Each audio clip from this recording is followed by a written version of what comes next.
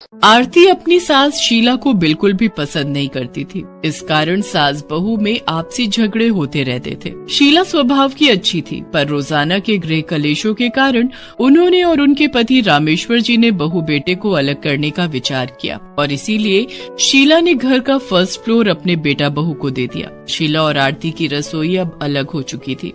क्या बात है आरती, तुमने आज फिर मुझे मक्खन ब्रेड दे दिया। तुम्हें पता भी है मक्खन ब्रेड से पेट नहीं भरता है। नाश्ते तक तो ठीक था, पर लंच में भी तुमने यही मक्खन ब्रेड पैक करके दे दिया। अब सोचो ऐसे कैसे चलेगा। सारा दिन काम करता हूँ, भूख तो लगेगी ना। इन ब्रेड सैंडविच से पेट नहीं भरता। कब तक मैं ऑफिस की कैंटीन से खाना मंगवा कर खाता रहूंगा। अरे तुम्हें पता है ना कि कल मेरी किटी पार्टी थी और मैं अपनी सहेलियों के पास चली गई थी, इसलिए थक गई थी। आज देर से सोकर उठी हूँ। अच्छा, आज तुम ब्रेड मक्खन ले जाओ, कल से मैं तुम्हें रोटी सब्जी दे दिया करूँगी। रवि और आरती की सारी आवाजें ग्राउंड फ्लोर पर रह रही शीला और रामेश्वर के कानों तक पड़ती हैं। सुनो जी, ये मक्का की रोटी और सरसों का साग मैंने लंच बॉक्स में पैक कर दिया है, चुपचाप रवि को दे दो। अगर आरती ने देख लिया तो फिर से मुझसे लड़ने के लिए नीचे आ जाएगी। इसे कहते हैं माँ का प्यार। मुझे पता है कि तुम जब भी साग और मक्के की रोटी बनाती हो तो रवि को सबसे पहले खाने के लिए देती हो। अच्छा दे देता हूँ। रवि बेटा, अरे सुनो। जी पापा बोलिए। तुम्हारी माँ ने दिया है मक्के की रोटी, सरसों का साग बनाया था इस सीजन का पहली बार, तो बोल रही है ऑफिस में खा लेना। रवि एक नजर भरकर अपनी माँ की ओर देखता है और चुपचाप लंच बॉक्स पकड़कर सीढ़ियाँ उतर जाता है। अक्सर रवि जब लंच नहीं ले जाता था तो शीला चुपचाप उसे लंच पकड़ा दिया करती थी ताकि रवि को घर का खाना मिलता रहे, पर आरती को ये सब नहीं पता था। एक दिन आरती की ननद पूजा मिलने के लिए आई हुई थी। माँ, मैं सोच रही थी आरती भाभी से मैं मिलाती हूँ। मेरी तो उनसे कोई लड़ाई नहीं है, अगर उनसे मिले बिना जाऊंगी तो अच्छा नहीं लगेगा। हाँ मिला, तेरे तो भाई का घर है, तुझे तो जाना चाहिए। उसकी लड़ाई तो मेरे से है, तेरे से थोड़ी। तब तक मैं तेरे लिए राजमा चावल बना रही हूँ, वो गरम गरम खाकर ही जाना, और दामाद जी और बच्चों के लिए पैक कर दूंगी। पूजा अपनी भाभी आरती के फ्लोर पर जाती है। अरे पूजा दीदी, कैसे हो? आओ बैठो। रुको, मैं हम दोनों के लिए गरम गरम चाय बनाकर लाती हूँ, फिर एक साथ पियेंगे। चलो मैं भी आपके साथ किचन में चलती हूँ। और आपने किचन सेट कर ली? अरे लगता है आपने अभी किचन सेट नहीं की। हाँ, वो बस थोड़ा काम था तो इस वजह से धीरे धीरे कर रही हूँ। अरे चीनी तो है ही नहीं, अब क्या करूँ? रुको मैं माँ से मांग कर लाती हूँ। नहीं, तुम थोड़ी देर बैठो, मैं बराबर की दुकान से खरीद लाऊंगी। पूजा देखती है कि आरती का पूरा घर फैला हुआ है और किचन में एक भी गिलास या कप धुला हुआ नहीं है। उसकी पूरी रसोई फैली हुई थी। आरती बराबर की दुकान से चीनी खरीद कर लाती है। कुछ देर बाद पूजा नीचे आ जाती है। अब पता चलेगा ना इसे कि रसोई संभालना क्या होता है। अलग तो बड़ी जल्दी से हो गई। बताओ, चीनी नहीं है घर में, वो भी बराबर की दुकान से खरीद कर लाई। ना कोई बजट बनाया होगा, ना कोई राशन भरा होगा। थोड़ी थोड़ी 10-10 रुपए की चीजें खरीद कर ऐसे तो रसोई थोड़ी चलेगी। तुझे पता भी है, पिछले एक हफ्ते से रवि बस ब्रेड मक्खन ही खाकर ऑफिस जा रहा है। छोड़ो न माँ, अब एक बार अलग हो ही गई है भाभी तो धीरे धीरे समझ में आ जाएगा उन्हें। बाकी तुम अब मेरे लिए राजमा चावल पैक कर दो, मैं घर जाती हूँ। बच्चे भी ट्यूशन से आ गए होंगे और जय भी आने वाले होंगे। पूजा अपने घर चली जाती है, पर माँ का दिल तो आखिर माँ का दिल ही होता है। शीला को अक्सर रवि की चिंता सताती रहती थी क्योंकि आरती बिल्कुल भी समझने को तैयार नहीं थी। वो अपनी रसोई में कुछ भी नहीं बनाती थी। फालतू खर्चे करना, बाजार का खाना मंगवा कर खा लेना, किसी चीज को समेट कर रखना उसकी आदत हो गई थी। आरती, पिछले हफ्ते ही तो मैं घी और तेल लाया था, इतनी जल्दी खत्म भी हो गया। और आज भिंडी की सब्जी में इतना तेल था कि मेरे से खाई नहीं गई। अरे खत्म हो गया? तुम्हें क्या लगता है मैं घी तेल पी जाती हूँ? और एक तो बनाओ तब तुम मुंह नाक सिकोड़ते हो, और ना बनाओ तो भी तुम बोलते हो। कभी कभी तेल ज्यादा हो जाता है सब्जियों में। अब ले आना जब मैंने बोल दिया है तो। ठीक है, लेता आऊंगा। अच्छा, मैं कह रहा था कि मेरे बॉस ने बोला है वो कल शाम को हमारे घर खाने पर आ रहे हैं। तुम सब कुछ अच्छे से बना लेना, मैं शाम को सामान लेता आऊंगा। हाँ, तुम चिंता मत करो, मैं बहुत बढ़िया स्वादिष्ट खाना बना दूंगी।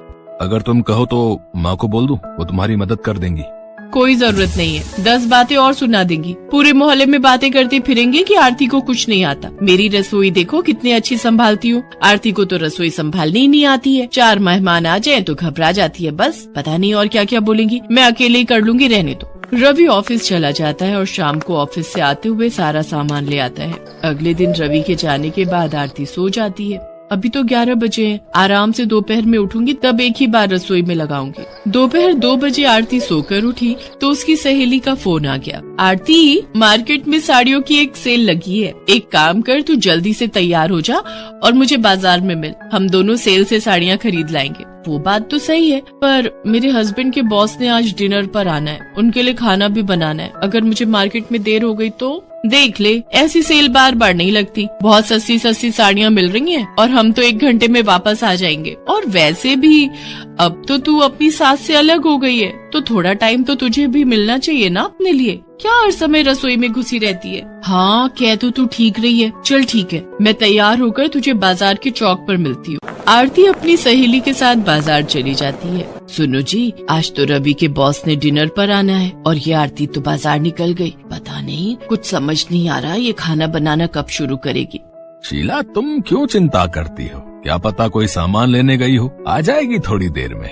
आरती के साथ शीला को ये बात ठीक नहीं लग रही थी। काफी देर तक आरती बाजार से नहीं लौटती है। शाम के 5 बज रहे हैं। सुनो जी, एक बार रवि को फोन तो मिलाकर देखते हैं, उसके बॉस ने खाना खाने कितने बजे आना है। तभी रवि भी आ जाता है।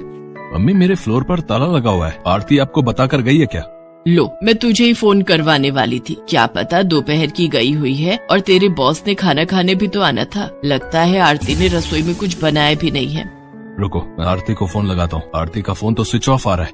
7 बजे आरती घर में एंटर करती है और सीधे अपने फ्लोर पर जाती है। आरती घबराई हुई थी क्योंकि उसने बाजार में बहुत देर कर दी थी। आरती, तुम्हें पता है ना, मेरे बॉस ने आना है 8 बजे तक, वो आ जाएंगे अब, और तुम अब आ रही हो। कैसे करोगी सब इतनी जल्दी? खाना कैसे बना पाओगी? 7 बज चुके हैं, तुम्हें कुछ तो सोचना चाहिए था। आज बाजार जाना जरूरी था क्या?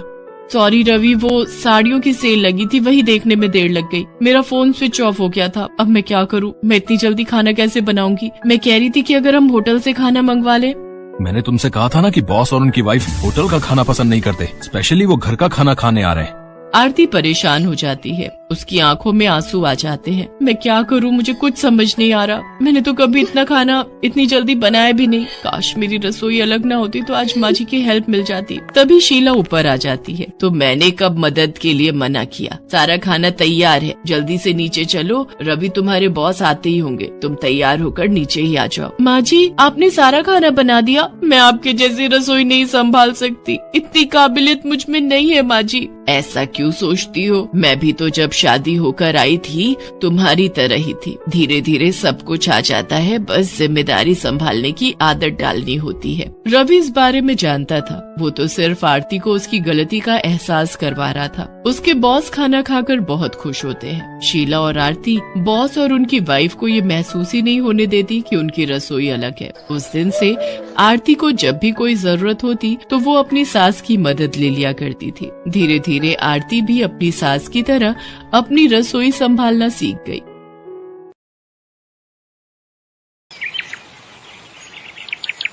ये कहानी है मीनाक्षी देवी की, जिनके पति का देहांत हो चुका है। मीनाक्षी देवी के 4 बेटे हैं, चारों की शादी हो चुकी है। अब 4 बहुओं वाला घर हो और सन्नाटा रहे, ऐसा भला कभी हो सकता है? मैं सुबह का नाश्ता बनाकर गैस साफ करके गई थी, अभी आई तो देखा गैस तो छोड़ो, पूरी स्लैब पर चाय बिखरी पड़ी है। मैंने दूध गर्म किया था, चाय तो मैंने अभी पी ही नहीं, और मैं तो अभी अभी रसोई में आई हूँ। बड़ी भाभी, आप चाय कर रहे हो? सुबह जो चटनी के लिए धनिया साफ करते करते ढेरों डंडियां फर्श पर गिरी थी, वो भी किसी ने साफ नहीं की। ये देखो, झाड़ू में कूड़ा कम और धनिया की डंडियां ज्यादा हैं। अब तो साफ हो गया कि तुमने ही चाय गिराई है। अगर जरा सी चाय गिर भी गई तो कपड़े से पोंछ देनी थी, बेकार में इतना शोर मचाया। अब मैंने तो नहीं बोला कि इन्होंने कूड़ा फैलाया। अब कल पूनम ने केक बनाया था, ढेरों बर्तन गंदे कर दिए। कितना झूठ बोल रही हो सीमा, मैंने बर्तन धो दिए थे। अच्छा, तभी मैं कहूं माइक्रोवेव इतना गंदा कैसे हो गया। बताओ, मेरे दहेज का माइक्रोवेव तुम सब इस्तेमाल करती हो, कम से कम साफ तो कर दिया करो। अब बात छिड़ी गई है तो मैं भी पीछे क्यों रहूं? ये डबल डोर फ्रिज दहेज में मैं लाई थी, और देखो मैं साफ कर दूं तो गनीमत, वरना कोई एक सूखा कपड़ा भी इस पर नहीं फेरता, चाहे कितनी मिट्टी खाए। अच्छा, जिस जूसर में जूस बनाकर पिया जाता है वो मेरे दहेज का है। जार में देखो जूस बना बनाकर कितने निशान पड़ गए हैं। तुम तीनों इतनी देर से बोले जा रही हो। ये 4 चूल्हे वाला गैस मैंने पैसे जोड़कर खरीदा था। कोमल ने आते ही इसका एक चूल्हा खराब कर दिया, आज तक ठीक नहीं हुआ। चारों बहुओं ने आपस में लड़ना शुरू कर दिया और उनका शोर मीनाक्षी देवी के कमरे तक पहुंच गया। वो गुस्से में उठकर रसोई में आती है। अरे क्या हो गया? तुम सबने पूरे घर को सिर पर उठा रखा है। इतनी लड़ाई, इतना कलेश, जब देखो तुम चारों आपस में लड़ती रहती हो। पड़ोसियों तक आवाज पहुंची तो बातें बनाएंगे, सब मुझे ही बोलेंगे कि मीनाक्षी देवी, आपकी बहुओं की लड़ाई का शोर मोहल्ले में पहुंचता है। कितनी बार कहा है आपस में मत झगड़ा करो, चलो चारों अपना अपना काम करो। मैं तो अब चने की दाल ही बनाऊंगी, देखती हूँ मूंग की दाल कैसे बनती है। ठीक है, तो फिर मैं अपने लिए पनीर की भुर्जी बना लूंगी। अरे वाह, ऐसे कैसे? वो पनीर तुम्हारे भैया से रात के लिए मंगवाया है, वो दुकान जाते हुए दे गए थे। रात को पालक पनीर की सब्जी बनानी है, उसमें वो पनीर डलेगा। बस भी करो, अब पनीर पर युद्ध छेड़ दोगी क्या? मैं मंदिर जा रही हूँ, रास्ते में और पनीर खरीदती लाऊंगी। अभी जिसको उस पनीर से जो बनाना है बना ले, कम से कम लड़ाई तो नहीं करोगी। चारों बहुओं की लड़ाई देखकर मीनाक्षी देवी घबरा गई थी। बात अभी रसोई की लड़ाई तक थी, अगर मोहल्ले में पहुंचती तो बदनामी होने का खतरा था। इसलिए मीनाक्षी देवी ने बात को घर में ही संभालना सही समझा और एक उपाय मिल ही गया, जिसे सुनकर चारों बहुएं घबरा गईं। मीनाक्षी देवी ने फैसला लिया कि अब वो चारों बहुओं की रसोई अलग कर देंगे और जब तक चारों की अलग रसोई बनकर तैयार नहीं हो जाती, उन चारों को आपस में बात करने के लिए भी मना कर दिया था। अब चारों भले ही लड़ती थीं, पर जरूरत के वक्त एक दूसरे से बात भी करती थीं। अब तो कोई बात भी करना चाहे तो सास के खौफ से घबरा जाए, ये हालत हो चुकी थी। देखिए भैया, मुझे ऊपरी मंजिल पर 2 रसोई और 1 रसोई सामने आंगन में बनवानी है, और बड़ी बहू तुम इसी रसोई को संभालोगी। और मैंने भी सोच लिया है, तुम चारों की रसोई अलग करके मैं अपने लिए एक छोटा चूल्हा खरीद लूंगी और उसे अपने कमरे में रख लूंगी। मेरा क्या है, 2 रोटी ही तो बनाकर खानी है, खुद से बना लूंगी। मम्मी, मुझे सोनू, दीपा, ध्रुव के साथ खेलना है। लड़ाई तो आपकी हुई है, फिर दादी ने हमें बात करने से क्यों मना कर दिया? मम्मी, आप सबकी लड़ाई में हम बच्चे भी फंस गए। मीनाक्षी देवी ने अपने लिए नया चूल्हा मंगवा लिया और कमरे में खाना बनाने लगी। ये देखकर चारों बहुएं बहुत दुखी थीं, पर वो आपस में बात नहीं कर सकती थीं। अचानक एक शाम सास के चिल्लाने की आवाज सुनकर चारों बहुएं, बेटे और बच्चे भागते हुए उसके कमरे में जाते हैं। मीनाक्षी देवी के हाथ में चाय का कप पलट गया था। ये देख सब घबरा जाते हैं। चारों बहुएं अपनी सास की सेवा में लग जाती हैं, हाथ पर दवाई लगाती हैं जिससे आराम आ जाता है।